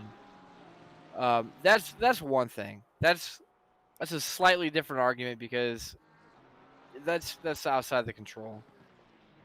But to be taken out for like lap, I don't know if it at this particular point in time, if it was track limits or what the case may be, pit speed limit violations. Oh man, because then it's just like you're still trying to come to grips with the new track. It may not be abundantly clear where those limits are. It's just no matter how you cut it, no matter how you spin it, it's very, very, very frustrating. Yeah, it looks like White Scarver is the 3rd to get disqualified here.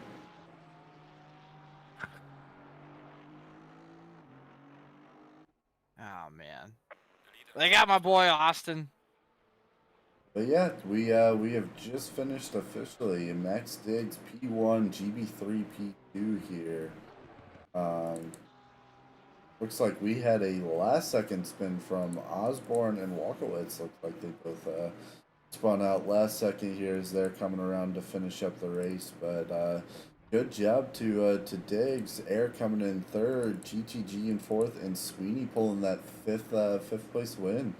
I believe he started, I think, 12th or 13th, and managed to work his way up. But Anasazi popping in with some support for Air here, finishing P3. Congrats to him.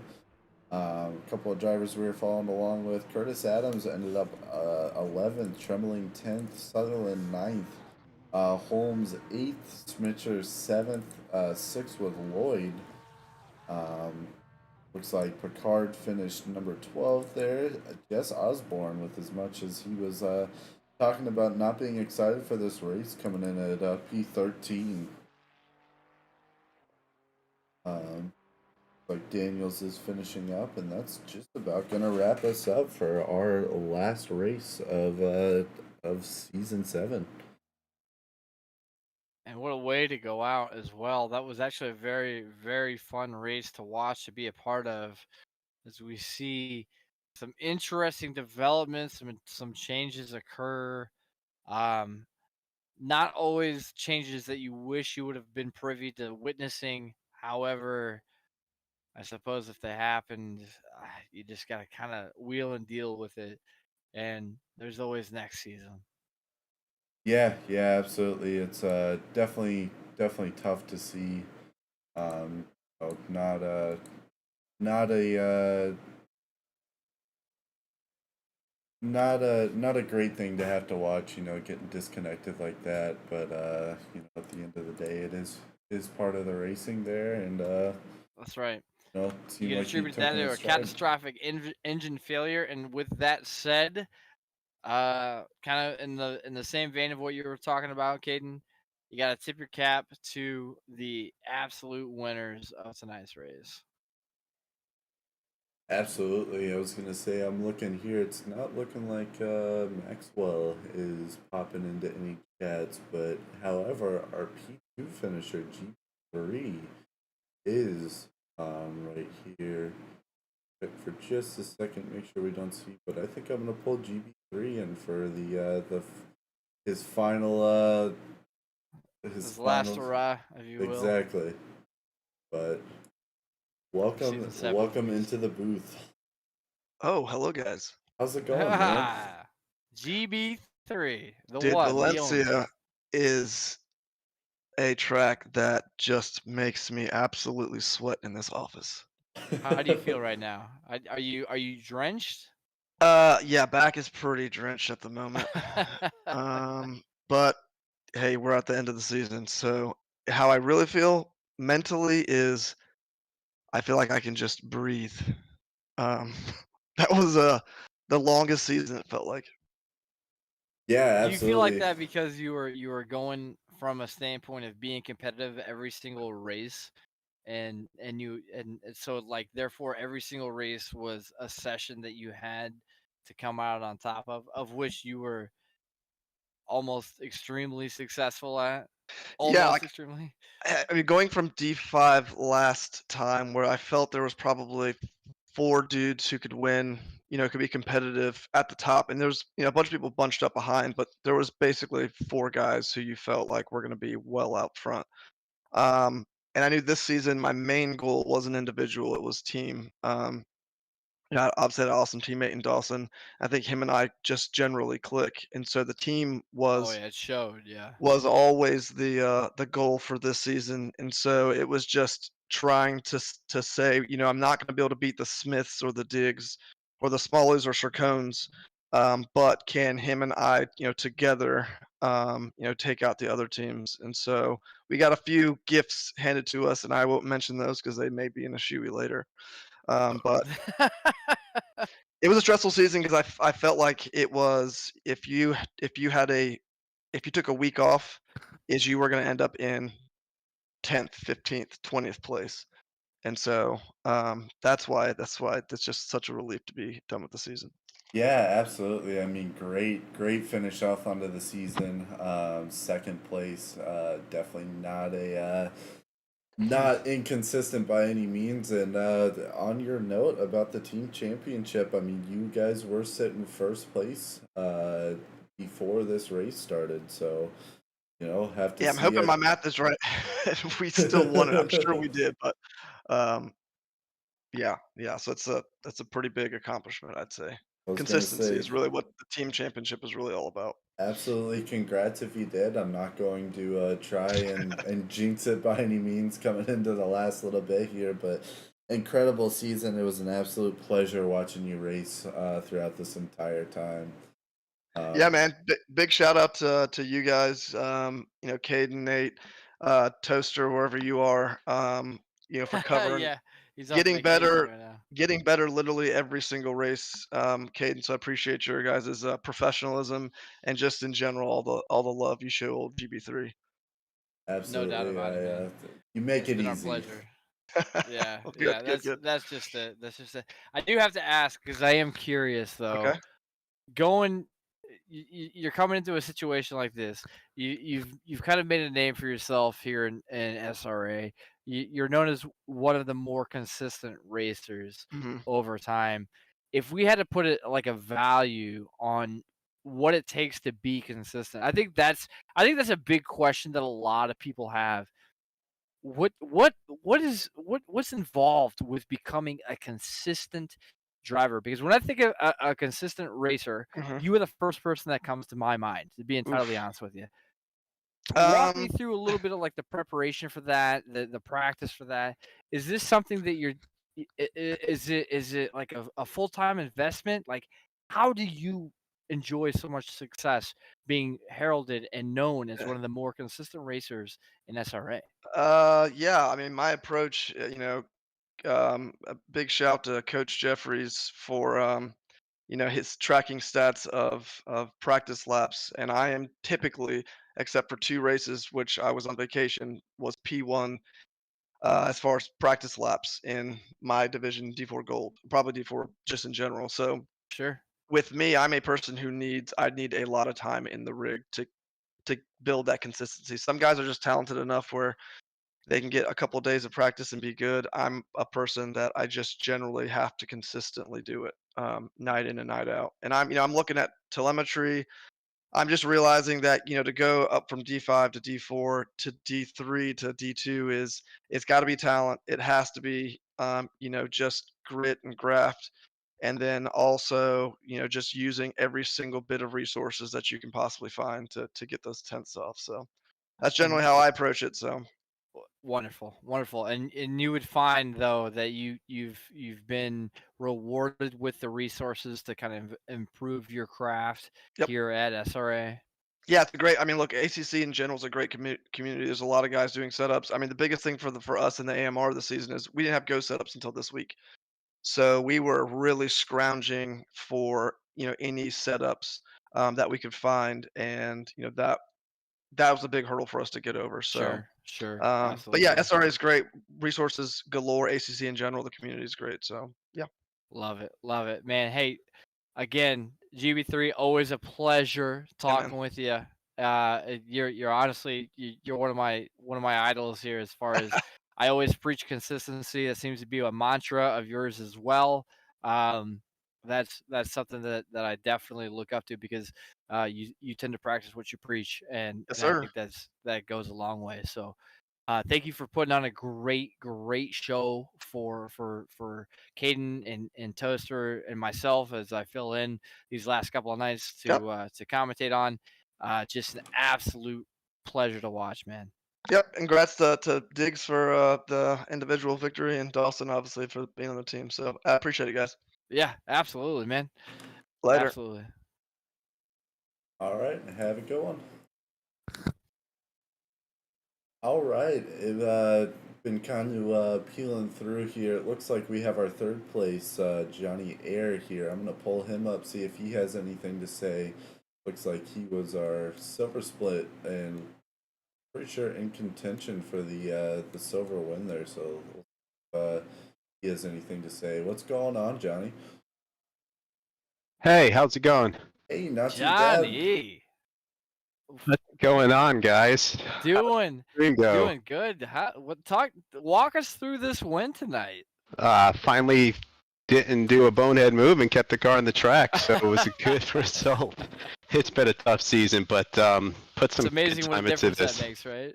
Yeah, it really does, and just consistency, man. I was just like, you know what? Just be consistent. It was a good race. I really enjoyed it. Had a lot of fun. It's good to get one good result before the year's end. The season's over. You Yeah, look great absolutely. out there doing it. You had Thanks, appreciate it, incredible guys. Really racing. appreciate the stream. Yeah, absolutely. Appreciate having some good racing to commentate on. You guys really make it a lot easier. So, I'm gonna say anything that you want to say. Any little things that happen. I mean, you had a really consistent race there, going through. No, just super clean racing, super clean lap one. I just got to. I mean, from my perspective, it seemed like it was really a solid race everywhere. I didn't see anything too crazy. I was just in the brief, and there was not much there. So, I mean, you guys are no better than me. But just cheers to SRA again for just putting on a good show and putting this together for all of us. It's really awesome. And shout out to my brother Matt Anastasi tomorrow, D3 race gold. I expect a good Is it result for him tomorrow. Anastasi? Is that how you pronounce it? Yeah, Anastasi. Yeah, that's my brother. Oh man, I've been saying Anastasi. I've been No, throwing a little, like, a Anastasi, that's little, good. Yeah, like a little flair on there that perhaps shouldn't have been there. So I No, no. apologize about that. Yeah, We absolutely. like the flair. That's cool. I was gonna say he has been in the entire race. He was cheering on you the on, whole man. time, Yeah. commentating alongside of us. So, Oh, cool. and Yeah, also yeah, taking he's credit a for everything pleasure. that you know. Of course he does. Yeah. Sure. Yeah, he's a hoot, man. He's a hoot. That's cool to see that you have that connection, that a relation. Yeah, with he him, got you know. he got too fast. We started a couple seasons back, and then he just got too fast. Man, I couldn't keep up with him. But good for him. I think You know he'll. what's funny? Caden, does this sound familiar? This is me and Caden right here. I got this guy into the league. Now he's too fast for me. I can't keep up with him, man. Same here. I got him into the league. I dragged him in, made him do all the steps, and then, like, one season, 2 seasons later, he's gone. See Oh, ya. I love it. Dude, I love it, man. That's so funny. I can relate to that so hard. It's That's- not. It's oh geez, that's ridiculous. Yeah, listen, it's been an absolute pleasure to watch you guys' race, well, call hey, your races and all that. thank you guys. Really appreciate the effort and the time you put in. We really do appreciate it much. Oh, Yeah, man. absolutely. I appreciate You the guys support. make it easy. All right, y'all have a good night. Hey, you two have a good one, man. You do the same, man. Bye.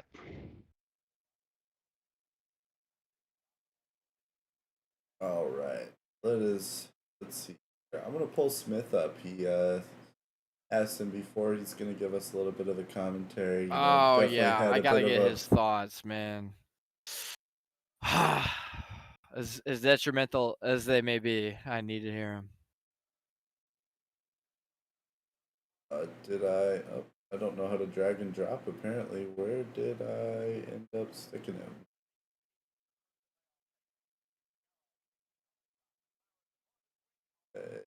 Like I have lost him there. World. Sucks. But also understandable. He probably heard us. He's like, "Nope, I'm out." You know, I wouldn't want to talk about it either. To be entirely honest with you, I feel for him so bad, dude. Yeah. I really feel for Smith. Definitely not what you want to see. Yeah. In here. Yeah, I'm not. The calls here. Yeah, understandable. Yep, absolutely. But I mean that pretty much rounds us out for season 7. It's been an incredible season. I want to give a huge shout out, like I said, to all the people that make this possible week in and week out. All the volunteers that do a lot of work here. It's a lot of work to not only work but also try to keep a league going at the same time. It's a incredible effort from everyone. Huge hats off to all that. Thank you, Nate, for popping in. I want to give a huge shout out to Toaster being my first 6 race commentator alongside with it, and no question. All the love goes to Toaster, man. He's fantastic. Can't wait for his return next season. what a way to end this. It was great. But with that being said, I mean, and you got any closing remarks, Nate? You know, if I did, they would just be in line with, just again, kind of like what we were talking about earlier. Just want to thank all the admins, the stewards, the reviewers, the volunteers that make SRA as successful, as functional as it actually is.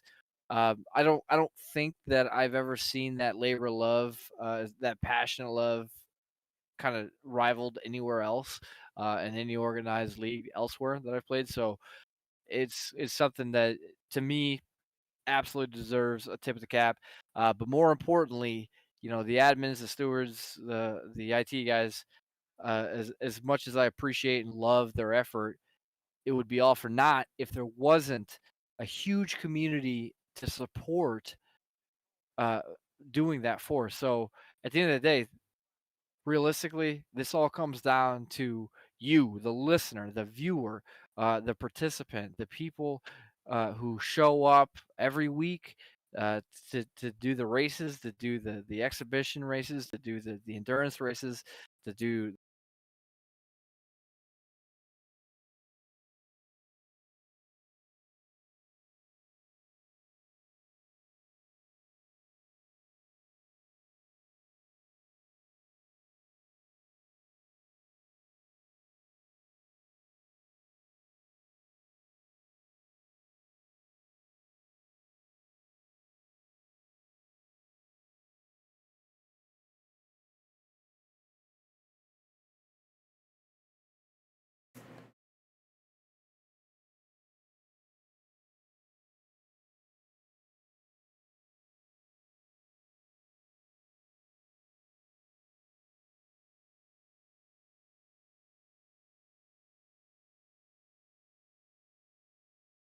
Yeah, absolutely. With that being said, we've pretty well wrapped up season 7 of SRA. Look forward to seeing everyone next season back in the booth again, hopefully. So, with that being said, everyone have a great one.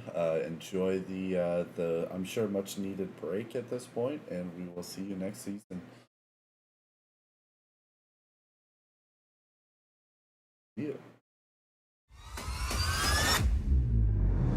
Welcome, ladies and gentlemen. It's been 3 long weeks here at SRA. Welcome back to the best racing in North America, home of the SRA GT3 Team Series. 60 minutes of action-packed door-to-door racing, 6 divisions, 6 different championships on the line. Let's get ready for some action tonight. An incident. Turn. We have Boardman at a yellow. Looks like he's dropping down positions there. The chicane has a bunch of cars are coming through. Byron's going to take a dive in the Lexus. Johnson looking to go down the inside of Maxwell. And we're off and away for SRA.